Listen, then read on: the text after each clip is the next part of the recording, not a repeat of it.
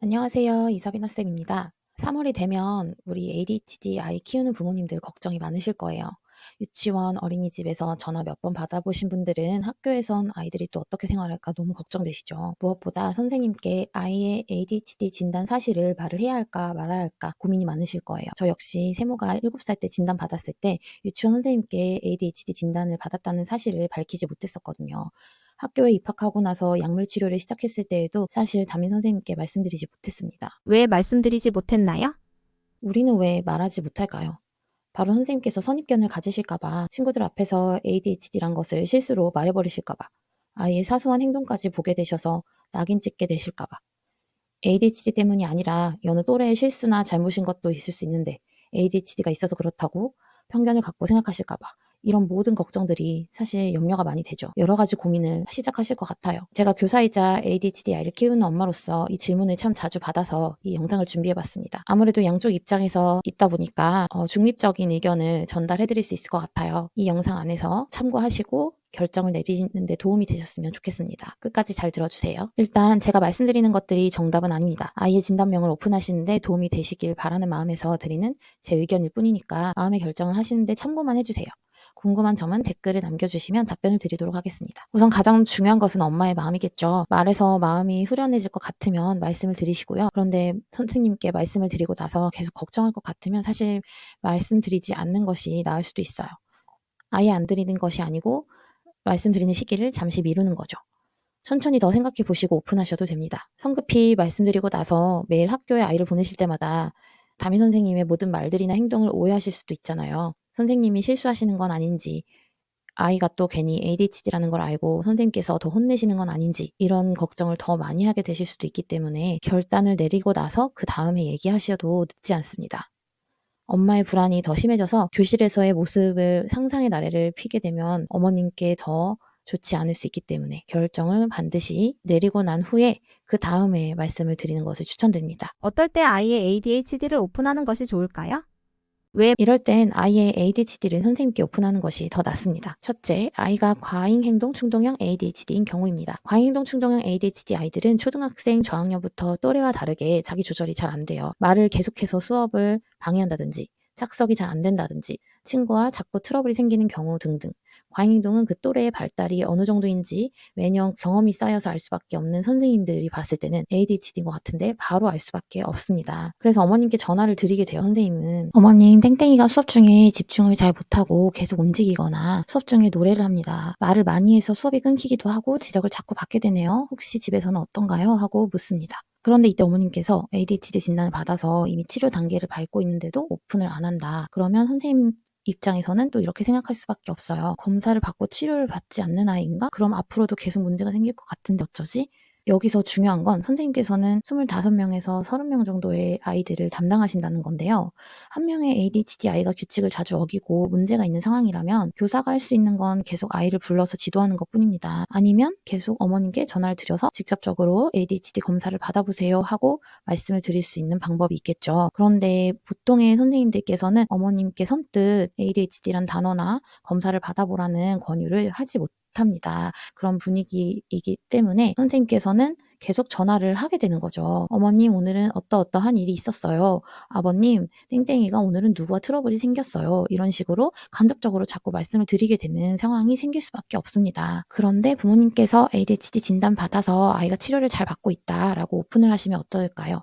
선생님들께서는 조금 관대하게 바라볼 수 있습니다. 10번 지적할 것을 한 번 정도만 지적하신다든지 아이가 의도가 없이 어쩔 수 없다는 것을 이해하실 수도 있고요. 한 번만 말하지 않고 10번은 더 말해줘서 아이가 규칙을 꾸준히 잘 지킬 수 있도록 도와줄 수도 있겠죠. 무엇보다 땡땡이는 부모님께서 이미 잘 케어하고 계시니까 하고 아이의 발달 속도를 좀 기다려줄 수도 있게 됩니다. 과잉행동 충동 ADHD인 경우에는 사실 알 수밖에 없어요. 그래서 오픈하고 선생님과 협력하는 그런 관계로 가시는 것이 아이를 위해 가장 좋은 방법이라고 생각합니다. 둘째, 아이가 공존 질환이 있는 경우에는 오픈하는 것이 아이를 위해 좋을 것 같아요. 공존 질환은 전 영상에서 다뤘었는데요. ADHD와 함께 나타나는 공존 질환이 우울증이나 적대적 반항 장애, 불안 장애 이런 것들이 있다면 아이의 안전과 편안한 학교 생활을 위해 특히나 더 케어를 받아야 할 수도 있기 때문에 담임 선생님께 말씀드리는 게 좋습니다. 이런 아이들은 위클래스 상담을 꾸준히 가도록 도와줄 수도 있고요. 특히 아이가 적대적 반항 장애가 있는 아이라면 갑자기 욱하거나 1에서 100으로 화를 조절하지 못하는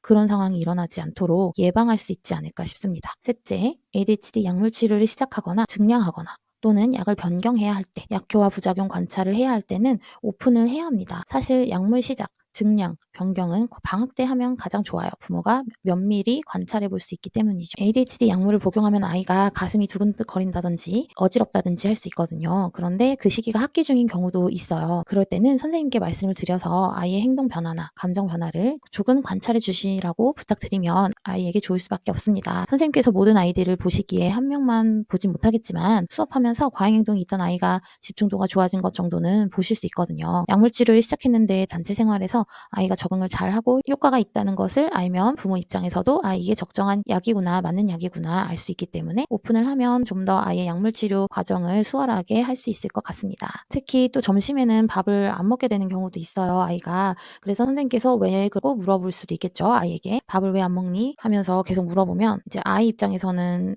선생님께서 자꾸 물어보니까 더 신경 쓰일 수도 있고, 그래서 어머님께서 미리 말씀을 드려주시면 선생님께서는 그런 불필요한 질문을 따로 하지 않을 수도 있을 것 같아요. 넷째, 조용한 ADHD는 그런 말할 필요가 없을까? 사실 이 아이들이야말로 각별한 케어가 필요하다고 생각을 해요. 조용한 ADHD 아이는 과잉행동도 없어서 특별한 문제가 없으면 사실 선생님이 불편할 일도 없어요. 그런데 긍정적 피드백마저도 주기가 어려워요. 처리 속도가 느린 아이, 과제를 마무리하고 다음 진도를 나가야 하는데 계속 그 전 진도에 머물러 있다. 그런 경우에는 아이가 이제 과제 수행력이 떨어질 수밖에 없죠. 그리고 중학생인 경우에는 수행평가 제출일도 늦기 쉽고, 그런데 이 아이가 조용한 ADHD라는 것을 알면 선생님께서는 작은 것이라도 발견해서 칭찬을 해줄 수도 있고, 그리고 처리 속도가 늦다면 더 미리미리 지금 몇 분 전에 마무리했어야 해, 아니면 몇 분 후에 우리는 마무리할 거야, 이러면서 시간 관리를 도와줄 수도 있겠죠. 그리고 중학교에서는 수행평가 제출을 선생님께서 과목별로 공지를 합니다. 반별로 다른 경우도 있어요. 그렇다 보니까 아이가 직접 케어를 해야 하는데 조용한 ADHD라는 것을 알면 선생님께서 그 아이에게는 특별히 더 공지를 자주 해주거나 아니면 아이가 잘 내고 있는지 제출일을 좀 더 챙겨줄 수 있는 방법도 있겠습니다. 또한 처리 속도가 느리면 과제를 집에서 더 해오게 해준다든지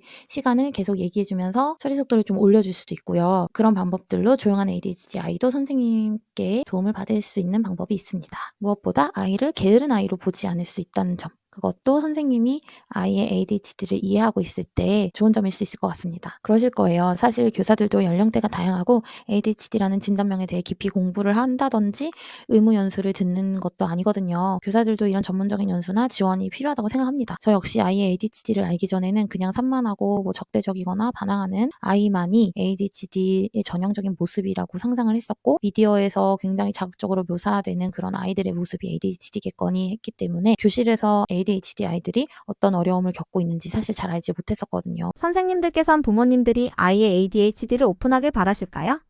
제가 이걸 선생님들께 여쭤봤었고 25분의 초, 중고 선생님들이 답변을 해주셨는데요. 모두 오픈해야 한다고 생각한다라고 답변을 해주셨습니다. 가장 많이 나왔던 이유가 아이를 이해하게 될 수밖에 없다, 아이를 이해해줄 수 있다, 이런 답변들이 있었습니다. 이해를 하게 되면 결국 아이의 다양성을 인정해줄 수밖에 없고, 또 정확한 지원을 위해서 그리고 가정에서도 노력하고 있다는 것을 알 수밖에 없기 때문에 더 적극적으로 아이를 도와줄 수 있다고 답변하셨습니다. 그리고 또한 오픈해 주시면 아이를 좀 더 여유 있고 관대하게 바라볼 수도 있다는 장점이 있고요. 무엇보다 교사와 학부모는 한 아이를 양육하고 교육하는 어른들입니다. 부모님께서 가정에서 하시는 노력들이 학교에서도 어른들의 도움을 받는다면 아이 입장에서는 더 긍정적일 수 있습니다. 그렇기 때문에 너무 주저하지 마시고 고민을 해보시다가 아이에게 가장 좋은 결론이 무엇인지 고민해보시고 오픈을 할지 말지 결정해 주시면 좋을 것 같아요. 그럼 언제 오픈을 해야 할까요?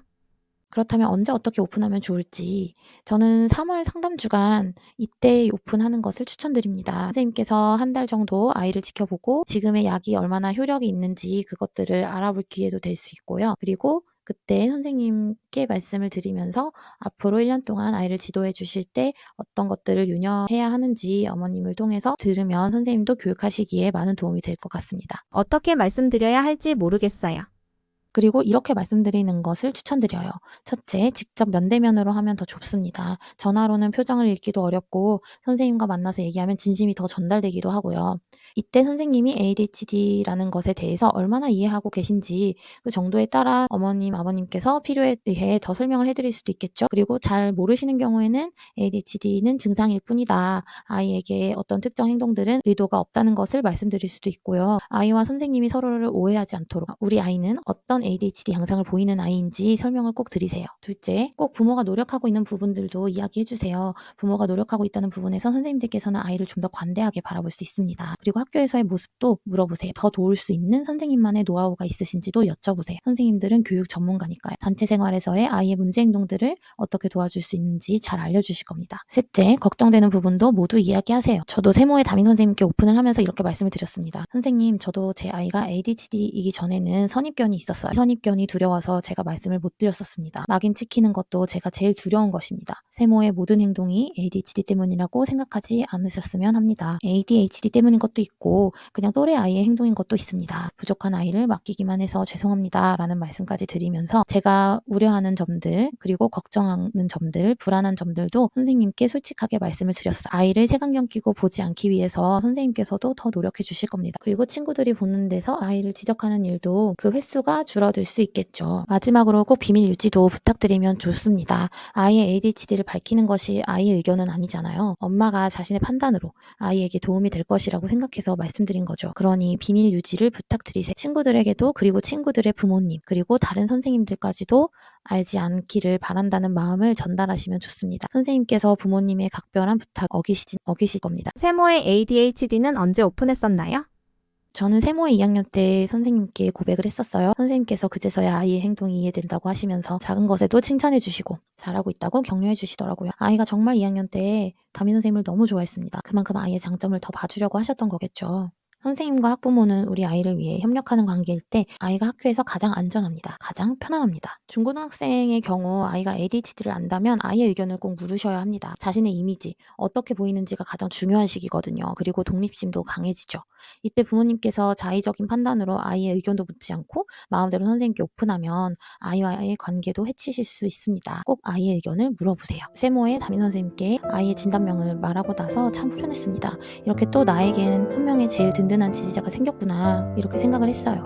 학교에서 아이가 조금은 이해받을 수 있길 또 다른 어른이 아이의 어려움을 도와줄 수 있기를 바라는 마음으로 오픈을 하였습니다. 부모와 교사가 협력을 할 때 우리 아이는 학교가 두렵지 않을 수 있어요. 새로운 학기가 시작이 됩니다. 혹시 불안한 것들이 있다면 궁금한 점들이 있다면 댓글을 남겨주세요. 새 학기 화이팅입니다. 우리 아이는 믿는 만큼 잘합니다. 그리고 잘 해낼 수 있습니다. 믿어주세요.